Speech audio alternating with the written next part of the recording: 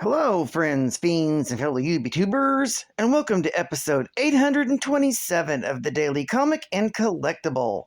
Today, the collectible of the day is the Hasbro Toys Marvel Comics Marvel Legends series 2-piece box set Captain Marvel action figure. This is the Marvel Legends Avengers 60th Anniversary box set, also known as Beyond Earth's Mightiest. This Captain Marvel and Doctor Doom 2-pack is based on their appearance in the classic 1984 Marvel Superheroes Secret Wars event. I'm centering on the Monica Rambeau's 6-inch action figure, since she's the one of the two main characters in today's story. This 1/12 scale figure of Monica Rambeau is the second character to hold the Captain Marvel mantle. Captain Marvel comes equipped in her iconic black and white lightning bolt uniform and includes the large flared fabric wings attached to her arms, as seen in her original comic book look. Captain Marvel's accessories include the figure and one pair of fists and one pair of open energy gesturing hands.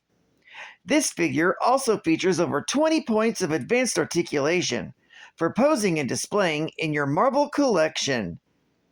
This Marvel Legends 60th Anniversary 2-pack comes in a collector's-friendly box and was released in 2023 by Hasbro Toys.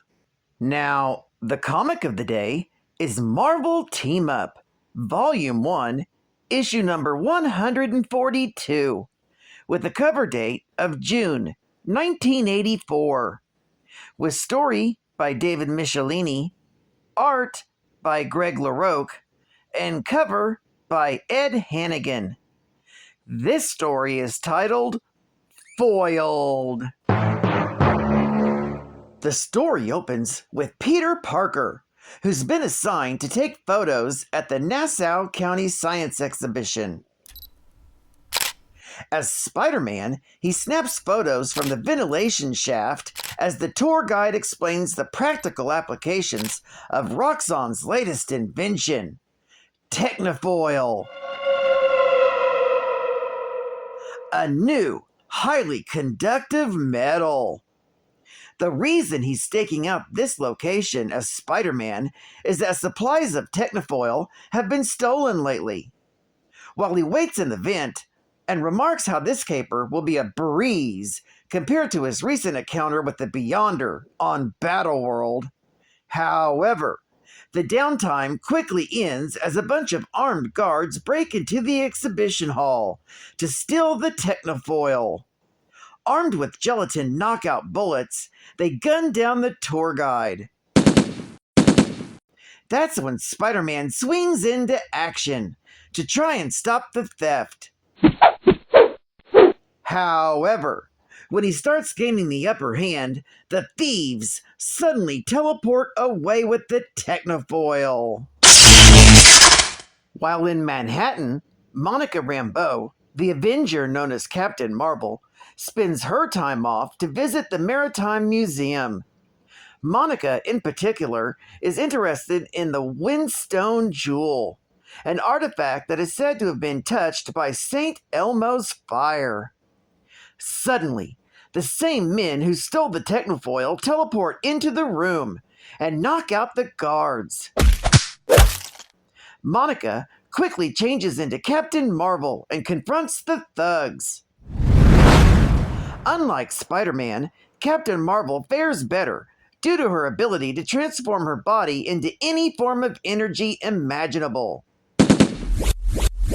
She incapacitates most of the thieves, but one aborts the mission and flees. Captain Marvel turns into her energy form and follows after him. But when the thief activates his teleportation device, sending himself and his minions away, it also forces Captain Marvel to return to human form while flying high above the city streets. Struggling to activate her powers, Monica manages to save herself just moments before she would have fatally hit the ground.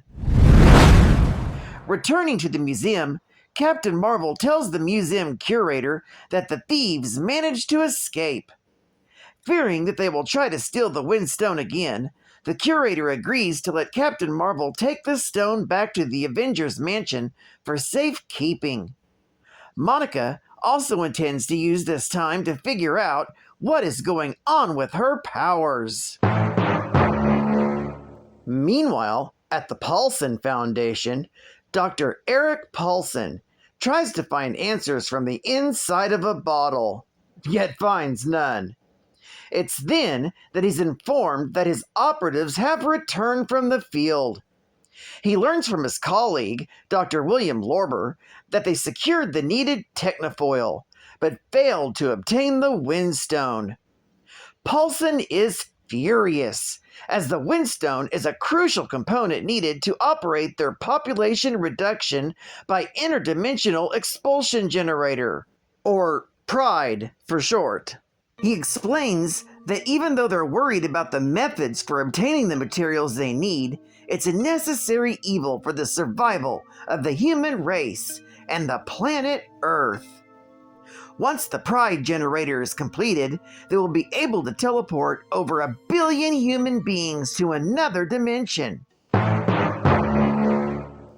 At that moment, atop the Daily Bugle, Spider-Man arrives and wheels his new costume to change into street clothes.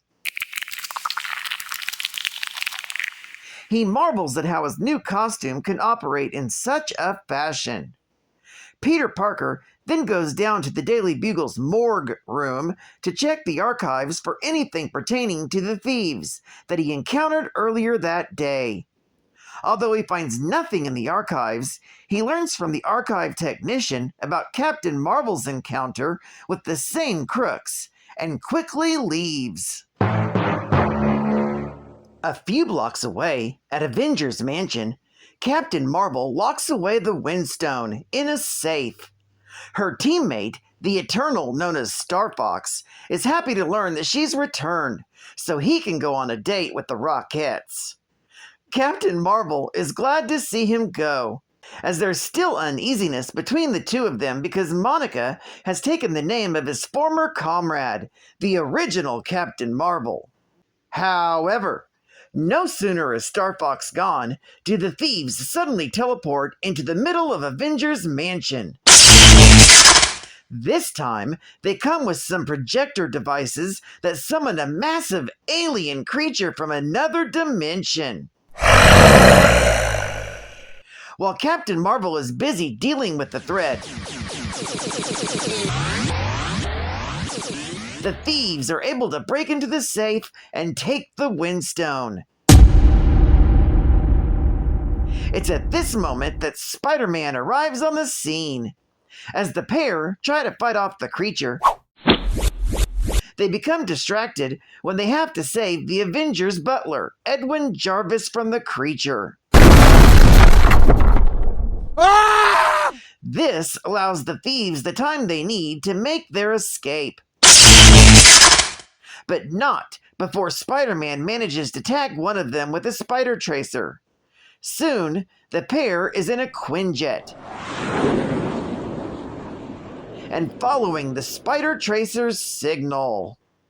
Meanwhile, back at the Paulson Institute, Dr. Lorber installs the Windstone on the PRIDE generator, completing its construction.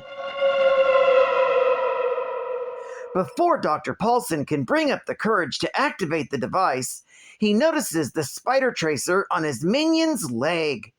However, this discovery comes too late, as Spider-Man and Captain Marvel come crashing through the wall.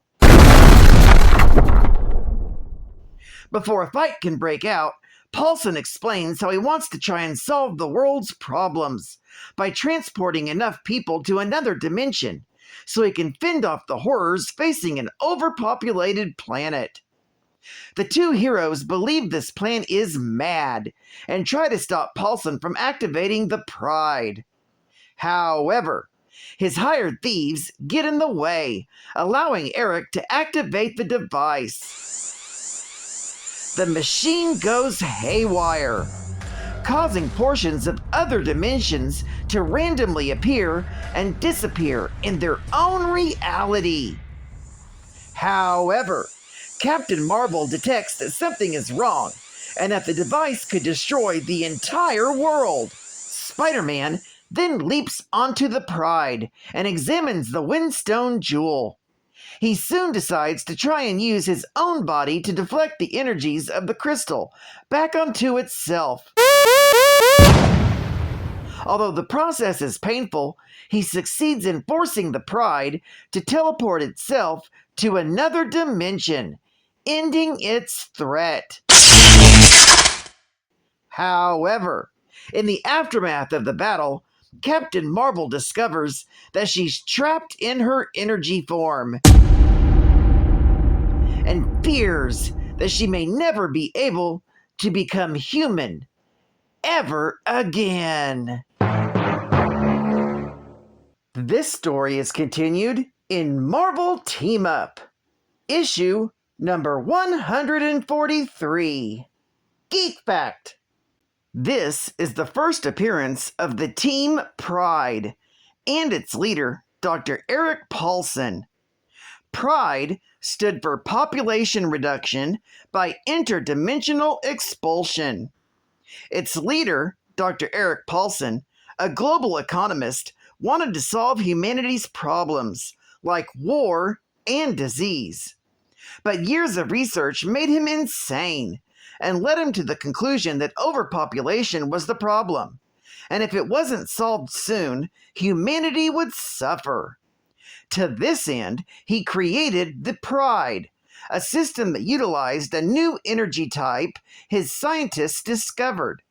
They used this energy to transport their field crew between different places to steal Roxxon's Technofoil and the Windstone. These materials were necessary to create the Pride's generator, a machine to transport all world capitals into other habitable dimensions.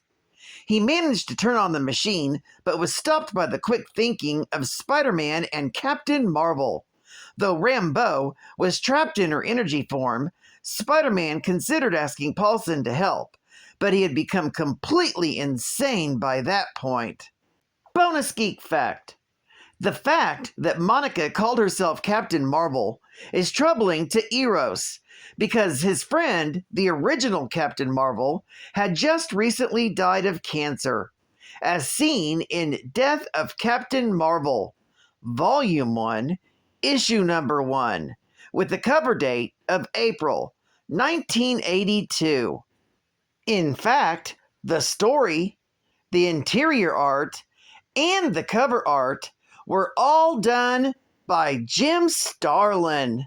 State-of-the-art gaming! Well, blow me down. Everyone has their own system for playing Popeye. Atari, Intellivision, ColecoVision. Now you can play Popeye, one of the most fun and challenging arcade games yet, on any one of them. Run through 3 screens of non-stop action, where you try to capture Olive Oil's heart while avoiding untold dangers, including Brutus and the Sea Hag. Run down to your local store for Popeye today. And while you're there, check out Tutankhamun, Frogger, Cubert, and Super Cobra. Also from Parker Brothers Arcade Action Series. I'm Popeye the Sailor Man. I live in a garbage can. I turned up the heater and burned up me wiener. I'm Popeye the Sailor Man.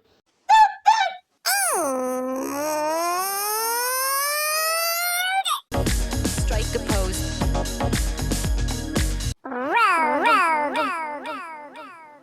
Green Arrow, Aurora Monroe, Technic and Magneto, Marvel's Electro, X-Men's Jean, on the cover of a magazine, Quinn, Harley, the Goblin, Green, Emma Frost, the Diamond Queen, Machine Gun Kelly, Wonder Twins pair, Spider-Man, danced on air. They had style, they had grace. Mary Jane gave good face. Heroes with an attitude, villains that are in a mood. Don't just stand there, let's get to it. Strike a pose, there's nothing to it. Demonstrating light and energy manipulation at a very young age, Monica Rambeau hid and suppressed those abilities until she was bombarded with extra-dimensional energy emitted by a stolen device. Rambeau, now a Harbor Patrol officer, then discovered an ability to convert her body mass into any form of energy of the electromagnetic spectrum, granting her the alias of Captain Marvel. Unable to achieve success in the Navy as she faced adversities as a black woman, Rambeau met recognition with the Avengers. Her competence led her to become one of the most trustworthy members of the group, and, in due course, their own chairwoman. Well, I'd like to thank you for joining me for another Daily Comic and Collectible, and I hope to see you again Friday. This is Catman Comics Man, and I'll catch you on the flip, baby. Over and out.